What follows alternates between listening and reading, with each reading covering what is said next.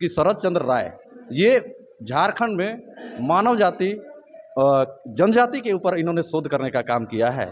और इन्होंने सबसे पहले मुंडा जाति पे शोध किए मुंडा जाति पे, उरांव जाति पे शोध किए, खड़िया जाति पे शोध किए, बिरहोर पे शोध किए, माल पहाड़िया सौर पहाड़िया पे शोध किए, और जितने भी जनजाति हैं झारखंड के संदर्भ में इन्होंने शोध करने का काम किया है। तो उस समय आप जब शोध किया जा रहा था तो आपका भी तो इतिहास के पन्नों में होना ना चाहिए, जनजाति के रूप में आपको कहीं इंगित होना चाहिए।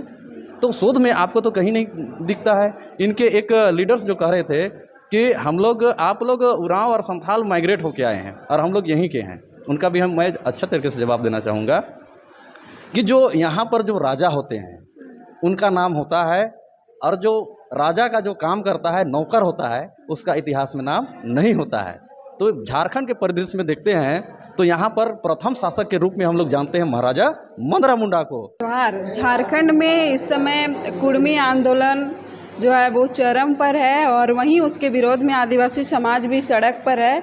लगातार इसका विरोध प्रदर्शन हो रहा है। हमारे साथ तिर्की दादा हैं, बातचीत करेंगे कि किस प्रकार से इस आंदोलन को देख रहे हैं, क्योंकि अगर विरोध कर रहे हैं ये लोग तो उनका कहना है कि 33 जो एसटी सूची में जातियां हैं उसमें से सिर्फ 2-4 ही लोग ऐसे हैं जो इनका विरोध कर रहे हैं, सभी लोग नहीं दिख रहे हैं। दादा, आप लोग सड़क पर आंदोलन कर रहे हैं उनके विरोध में, वो लोग लगातार मांग कर रहे हैं कि हम किसी भी हालत में एसटी सूची में शामिल होंगे, क्योंकि हम लोग पहले थे और क्यों हटाया गया इसका कारण अभी तक मालूम नहीं चल रहा है। आपको क्या लग रहा है, कैसे देख रहे हैं इन चीज़ों को? 20 तारीख को जो रेल टेका आंदोलन हुआ, सबसे पहले आपके चैनल को जोहार करेंगे और तमाम झारखंड के दर्शकों को भी जोहार कहेंगे। ये कुर्मी आंदोलन जो है इसको हम लोग सामाजिक आंदोलन तो देख रहे हैं, साथ साथ में इसको राजनीतिक दृष्टिकोण से भी हम लोग को देखने का काम कर रहे हैं। ये कुर्मी को आप अगर देखते हैं तो ये आदिवासी बनने की मांग को बहुत पहले से किया जा रहा है, कर रहे हैं, लेकिन इनका कहना है कि बहुत पहले हम आदिवासी थे और आदिवासी सूची से हम लोग को निकाल दिया गया है। तो आदिवासी का आहारता जो होता है उसका ये लोग पूरा नहीं किए होंगे। बहुत सारा मानव शास्त्री जो अध्ययन किए हैं आपको बता दे रहे हैं कि शरद चंद्र राय ये झारखंड में मानव जाति जनजाति के ऊपर इन्होंने शोध करने का काम किया है।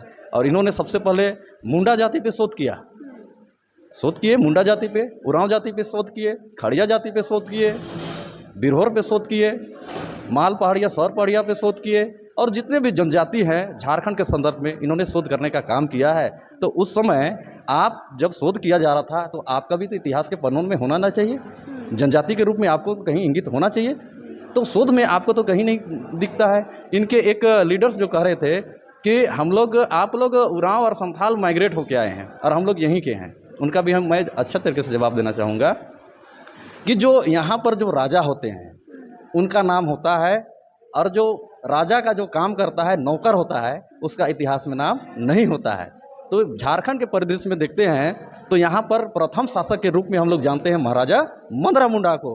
उनके द्वारा राज्य की स्थापना होता है और ये राज्य का फैलाव उत्तरी छोटा नागपुर, दक्षिणी छोटा नागपुर, संथाल और कोल्हान में इनका संकेंद्रण होता है, इनका विस्तारीकरण होता है।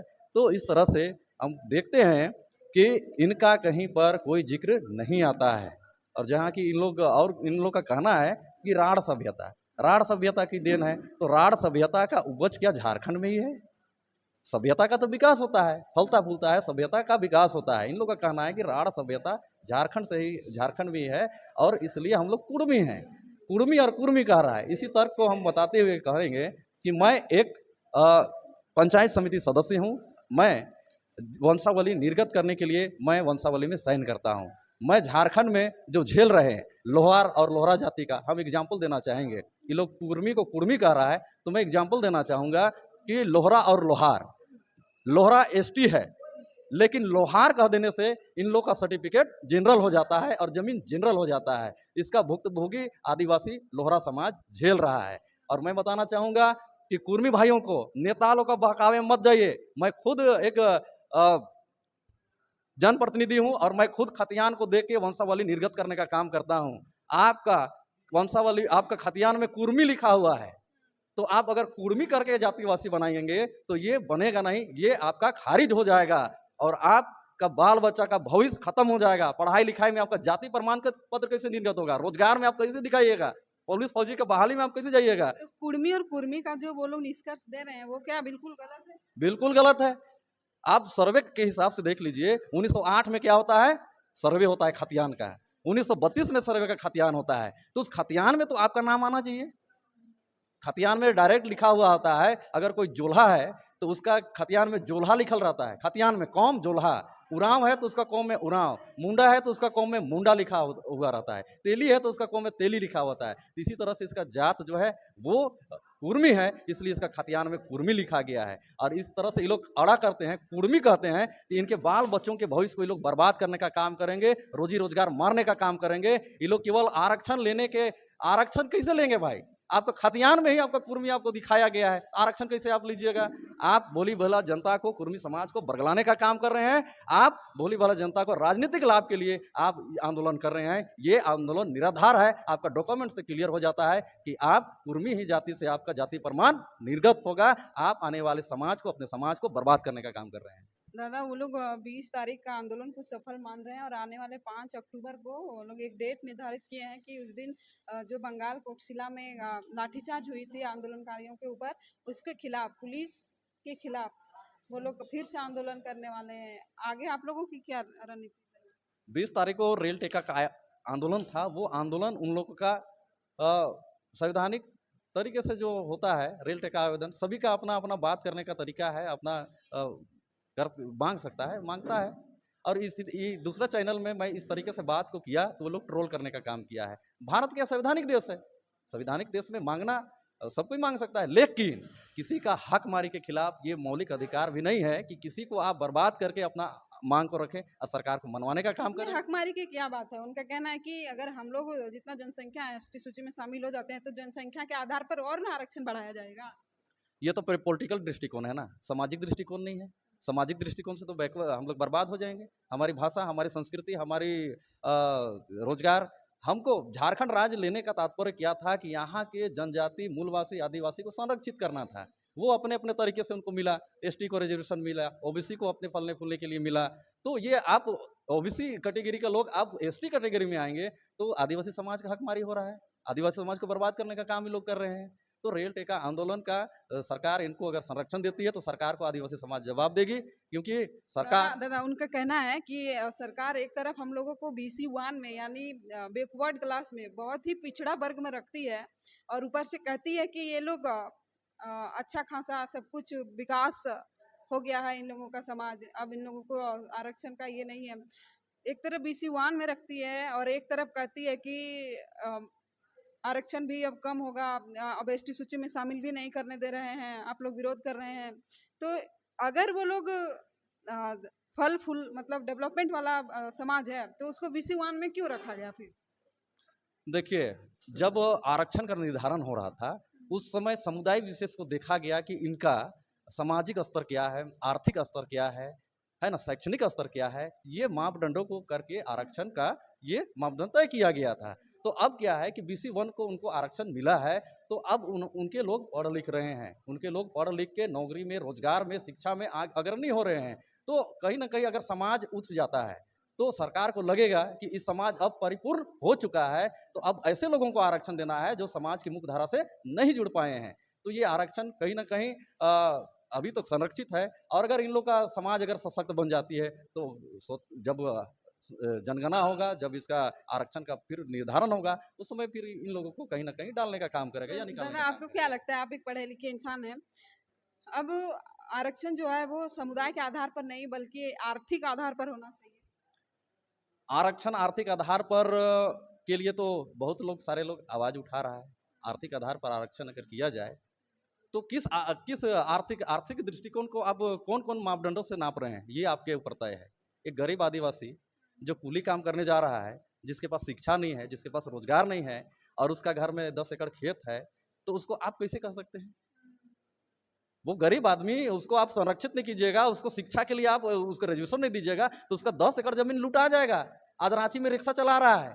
तो जमीन बचाने के लिए तो CNT एक्ट है ना? जमीन बचाने के लिए CNT एक्ट है, तो जमीन का पेपर पढ़ने के लिए तो ज्ञान आना चाहिए ना, ज्ञान तो आना चाहिए। जमीन का पेपर का ज्ञान नहीं रहेगा तो स्वतः आजकल सादा पट्टा में लूट रहा है।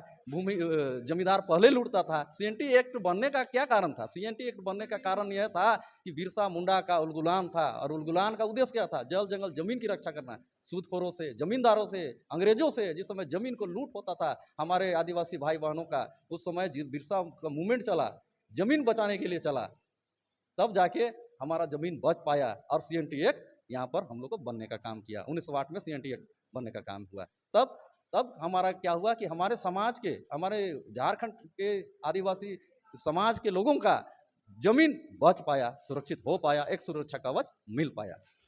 उन लोग कहते हैं कि रांची जो है वो अनुसूची 5 में आती है, तो यहाँ पर मेयर का चुनाव फिर क्यों होता है?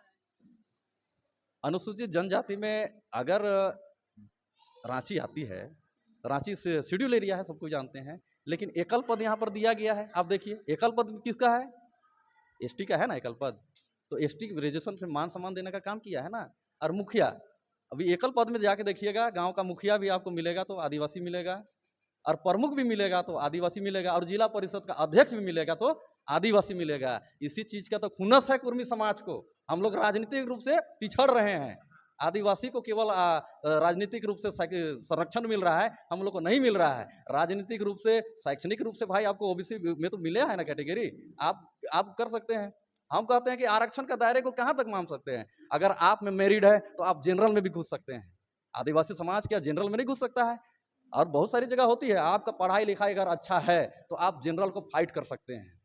तो ये आपको संरक्षित करने के लिए केवल दिया है। तो ये मानदंड है कि आप देख सकते हैं कि आदिवासी समाज की हकमारी नहीं होनी चाहिए। आदिवासी समाज जो अभी पढ़ लिख रहा है, अभी समझ रहा है, अभी मुख्य धारा से जुड़ रहा है, उसमें कुर्मी समाज का लोग घुसेगा तो आदिवासी को कहीं ना कहीं बर्बाद करने का काम करेगा।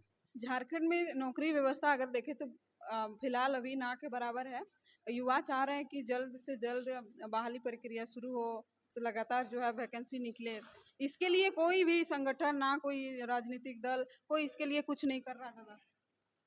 झारखंड राज्य का दुर्भाग्य है, 25 साल झारखंड बना हुआ, और ये इस उम्मीद के साथ झारखंड बना था कि यहाँ के युवाओं को रोजगार मिले, रोजगार से लोग जुड़े, एजुकेशन पाए, अच्छी जगह में अपने समाज को, जब शिक्षित होगा तब ना समाज को बनेगा, जब रोजगार पाएगा तब ना समाज को सशक्त करेगा।